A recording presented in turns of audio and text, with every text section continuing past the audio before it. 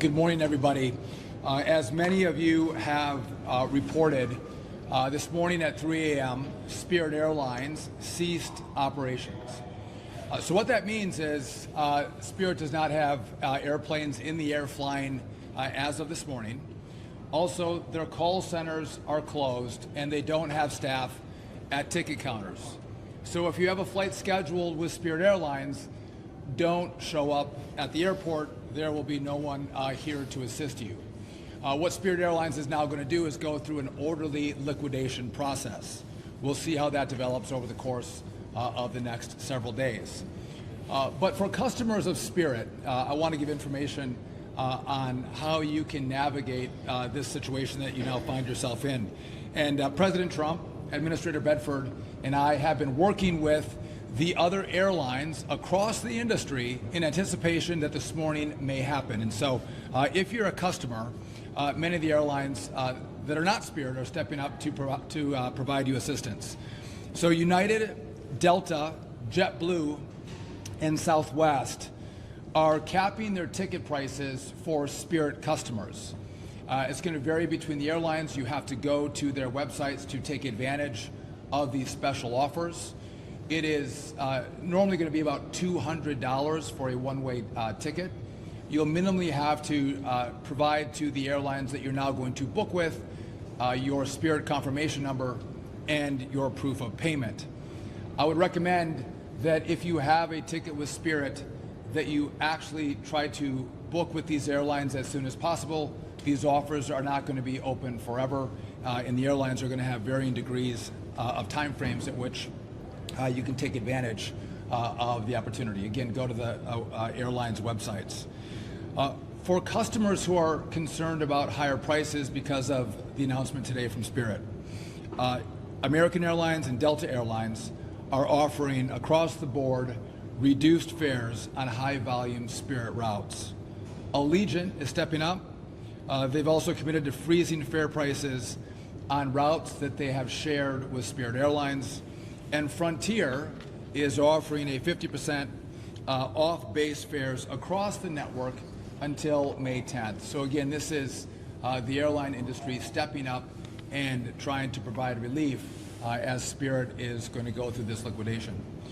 If you bought a ticket with Spirit Airlines, they have a reserve fund. You will be refunded to your original form of payment if you bought directly from Spirit. If you purchased from a third-party vendor, say a travel agent, you're going to have to reach out to that travel agent and request that they secure a refund for you. The President specifically has been very concerned, as well as I and Administrator Bedford, about the employees of Spirit. And we're concerned about could they be stranded in certain destinations. So most U.S. carriers are extending travel pass benefits. So that's maybe a spare jump seat or spare seats for any Spirit employees who need to travel back to their homes. That's for pilots and flight attendants and other employees. They've also offered Spirit team members preferential employment interviews. So again, there's a demand for aviation workers. So even American and United have drafted or crafted microsites for Spirit employees to potentially jump the queue, and get preferential treatment in the application process for the many airlines that are now hiring, whether it's pilots, flight attendants, baggage workers, or even those who've worked in the call centers. You can go to the individual websites to see what's offered by each of the individual airlines. I'll take your questions in a second, but I think it's important to talk about why are we here today. There was a proposed merger between JetBlue and Spirit, and Joe Biden and Pete Buttigieg, along with the Biden DOJ, decided that they did not want that merger to take place. And at the time, the Biden and Buttigieg DOJ bragged and said, as they canceled the option for this merger, that this was a victory for U.S. travelers who deserve lower prices and better choices. Now, many at the time said this was a disaster. This merger should have been allowed. And this today would indicate this is not better for travelers, this is not better for pricing, this is not better for competition. Actually, it's worse. We had an airline go down because the markets were trying to allow two airlines to merge, make them stronger, and offer more competition for the American consumer. Also, Elizabeth Warren at the time cheered the blocking of the merger, saying that this was a Biden win for flyers. So again, I think it's important that we always look with a keen eye when airlines want to merge. We care about pricing for consumers. We care about competition.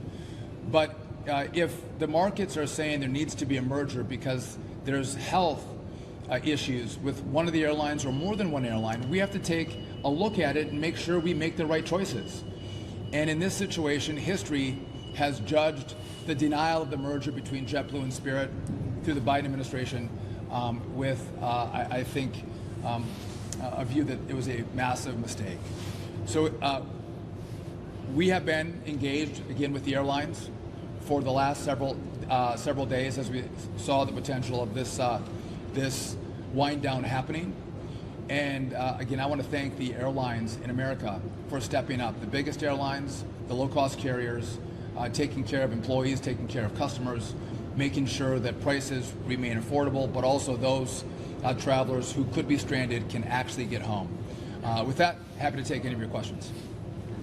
Yes? You heard the president say yesterday that a deal was possible, but only if it was a good deal. Obviously, that didn't happen yesterday in the overnight hours. Can you talk about where the breakdown was? What was the sticking point? What was the tension? Yeah, so the question is about the president yesterday said there's a potential for a deal, but it had to be a good deal.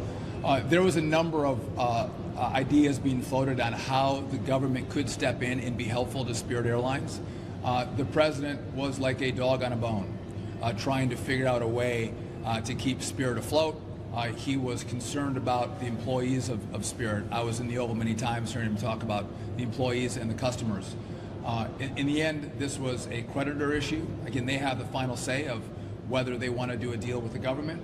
But also from the government's perspective, we oftentimes don't have $500 million laying around in a spare account that we can put into a bailout of an airline. So there was creative thinking on how it could happen.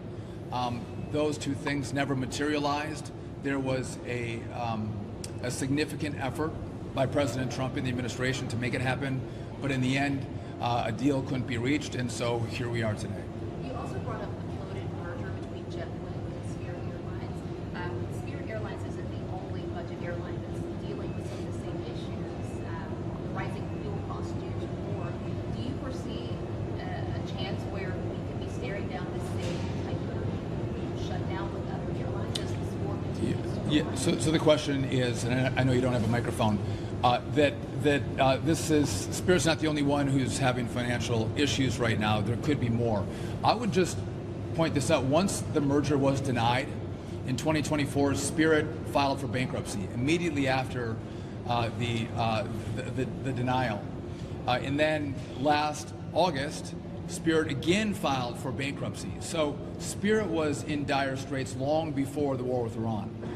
Multiple times they had filed for bankruptcy. Their model wasn't working. They couldn't get to fiscal health.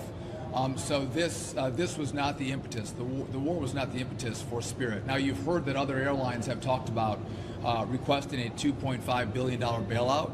I am in continual contact, and my team is in contact with all the CEOs of the airlines. I would say that at this point, I don't think it's necessary. They do have access to cash. If they want to come to the U.S. government, we would be a lender of last resort. If they can find dollars in the private markets, I think that's better for them. If there was a need across the low-cost carriers who had made this request, again, there's not $2.5 billion that sit around in Congress that the executive branch can fund a bailout for those airlines. That would have to be a conversation that does happen with Congress, and there would have to be a real need. And so sometimes what can happen is when there's a conversation about Spirit Airlines and a potential a bailout, if you will, what other airlines see as an opportunity. Is this an opportunity for us to get money as well to help our airline out? not necessarily based on need, but based on opportunity. And I think that's what was happening when the low-cost carriers put out a request for $2.5 billion. Anybody else? Yes. Is there a concern long-term about fares? I know they're capped now in the kind of emergency situation of people getting where they need to be, but the loss of Spirit, a low-cost option, potentially down the road cause rise with travel. Yeah, the question is there a concern about low-cost carriers and competition and pricing? And we keep our eye on fares and on competition. But I think this was a great example that, again, by keeping an airline that wasn't healthy from a merger, it doesn't make the industry stronger. It created problems in the aviation industry. I want a lot of airlines. I want a lot of healthy airlines. I want the more premium airlines, but I also want a healthy a group of low-cost carriers. And that's going to, I think, give the American people different options, different prices to travel across the country. And so do I think what Spirit announced today is going to impact that? I don't. Are there some financial issues with some of the low-cost carriers? Yes, but they have access to capital, and many of them are well-run businesses. And I think that because the industry has become so competitive, a lot of the larger carriers have stepped up with really good offers with maybe better service. And so we're going to see a shakeout that happens. But again, we want options for the American traveler. We want competition, which means better pricing for the American consumer. Yes?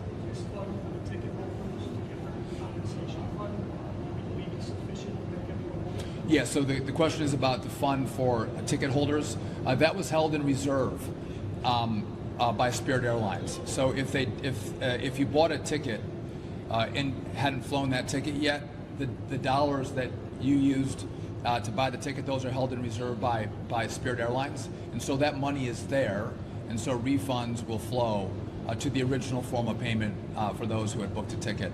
So yeah, we feel very comfortable that you will get a refund for the portion of the flight that you didn't fly. But again, you have an opportunity. Some are for 5 days, some are for a couple weeks. With other airlines, we're going to offer you a special deal, special pricing. Because again, the problem is, if any of us go online and try to book a ticket for today or tomorrow, those prices are pretty high, right? You get better pricing the further out you book. Well, if you're a Spirit passenger, well, you have an airline that ceased operations, so you have to book a ticket in the next day or two. And so the other airlines are responding to that by providing beneficial booking opportunities and pricing opportunities. But again, you have to do it sooner rather than later. Have your confirmation number ready and your proof of payment, and the airlines will step up and give you better pricing to travel the final legs of your ticket so you can get home. Anybody else? I'll just leave you guys with one last point, is that this department, this administration, was not surprised by what happened today. We were aware of all the options and potential decisions that Spirit was going to make. We have prepared, and again, the other carriers, I had a number of conversations with the CEOs in anticipation that this could happen this morning. And I'm grateful that all of them didn't look for an opportunity to gouge passengers, to take advantage of this situation. You actually saw the exact opposite. You saw airlines step up and say, no, actually, as we're all Americans, those who fly on Spirit are American citizens as well. We're going to lean in and try to help out in a difficult time. And I'm proud that we have airlines that do that because it's our brothers and sisters who might find themselves in a challenging travel situation today, a family that might be in a location. And so I want to thank the airlines for their advanced work that today happened.